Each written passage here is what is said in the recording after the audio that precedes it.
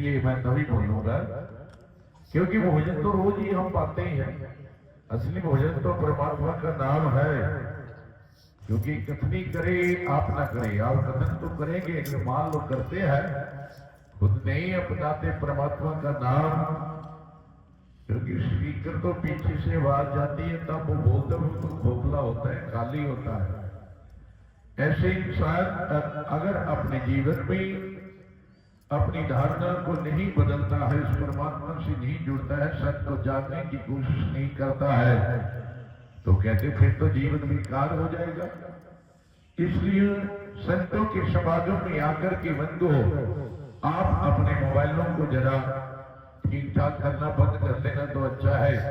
सुनना नहीं है कुछ भी, क्योंकि इंसान जो है ये हर समय व्यस्त ही रहता है किसमें, मोबाइल में। तो इसलिए जब परमात्मा का स्मरण करना हो, या ऐसी सभा में या ऐसे योजनों में आना हो, संतों के सानिध्य में बैठ करके उस परमात्मा के नाम की वार्ता अपने कानों से श्रवण करना है। आपका जीवन धन्य हो जाएगा, आपका जीवन बदल सकता है। क्योंकि परमात्मा सबके हित में है, लेकिन जैसे जैसा हम कर्म करते हैं वैसे वैसा फल समय पर मिलता है।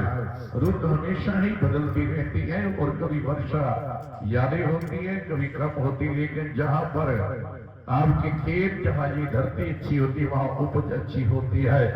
आप लोग सभी बैठे हुए, अगर आप मन लगा करके परमपिता परमात्मा के नाम का अपने कानों से श्रवण करोगे तो आपका जीवन बदल सकता है, धन्य हो सकता है, और आपको अंदर से खुशी प्राप्त हो सकती है, आनंद प्राप्त हो सकता है।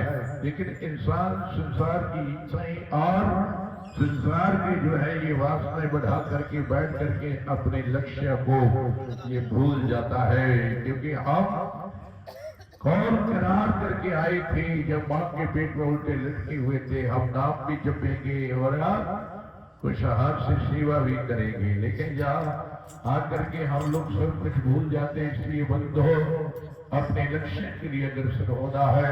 क्योंकि संत लोग इसीलिए जो है, भगवान ने जो है जहाँ भी जिस जगह भी कोई संत महात्मा बैठते हैं, ये कृष्ण प्रभु की ऐसी लीला होती, इसीलिए हम लोग जो है संतों के संग से कभी भी वंचित ना हो।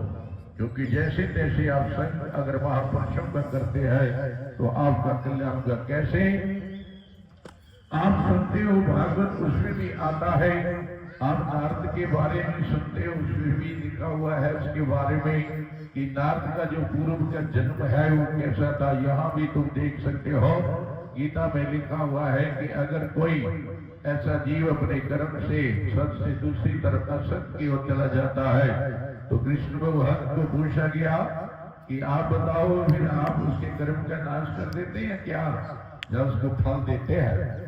तो क्या कहा उन्होंने कहा नहीं, मैं नाश नहीं करता, उसको दूसरे जन्म में मैं फिर किसी अच्छी जगह लगा देता हूँ, किसी संत की संग में वो फिर आ जाएगा। वो वहां से लड़ी उसकी फिर शुरू हो जाती है।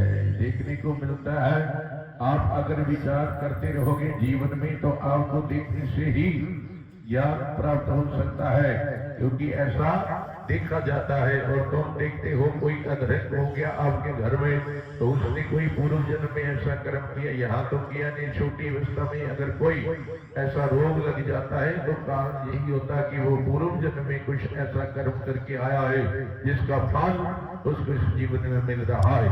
धृतराष्ट्र को इसीलिए बताया गया था कि आपने पूर्व जन्म में ये पाप किया हुआ है, इसलिए आपको अंधा होना पड़ा और आपके एक से पुत्र जो है समाप्त हो गए। ये आप लोग सुनते तो है, लेकिन बदलते नहीं, कोशिश नहीं करते हैं। जाते हैं कहीं भी टूरिस्ट बन करके जाते हैं, मौज मेला करके आ जाते हैं। जाना तो इसलिए कि जहां भी जिस भी धरती पर जिस भी जगह तुम जाते हो वहां जाकर के कुछ जो है आपने वहां प्राप्त करना है। जैसे मान लो मैं आपको एक उदाहरण देता हूँ, अगर आप इलाहाबाद जाते हो, बीच में अगर काशी जाना हो तो रास्ते में एक जगह आती है जहाँ पर सीता मां ने स्टीच छोड़ा हुआ ऐसा, और वहां पर अभी भी जो है वहां घास है, उनके बाल जो है घास रूप में, अगर उसको कोई हिलाता है तो वहां से खून आता है, ब्लड आता है।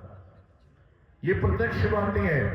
क्योंकि हम लोग बदले हैं, ये देवताओं की शक्तियों की चीजें हैं, वो तो वैसे की वैसे ही है, वो तो बदली नहीं है। इसलिए हमें यात्रा में कहीं तुम जाते हो, तीर्थों में जाते हो, तो वहां जाकर के जो है हम बहुत कुछ सीख सकते हैं, देख सकते हैं और अपने जीवन को बदल सकते हैं। लेकिन लोग जाते कहाँ हैं? कहते यहाँ कुछ ऐसा बाहरी आनंद मिलता नहीं, यहाँ भी जाना है, वहां बैठ करके उस परमात्मा का चिंतन करना और संतों का संग करना ज्यादा कोशिश करो, क्योंकि संतों के शरण में जाने पर आपको ज्ञान हो सकता है। इसलिए बंधु, नारद जी भी पूर्व जन्म में जो है कहते वो क्या था, कहते बहुत गरीब घर था और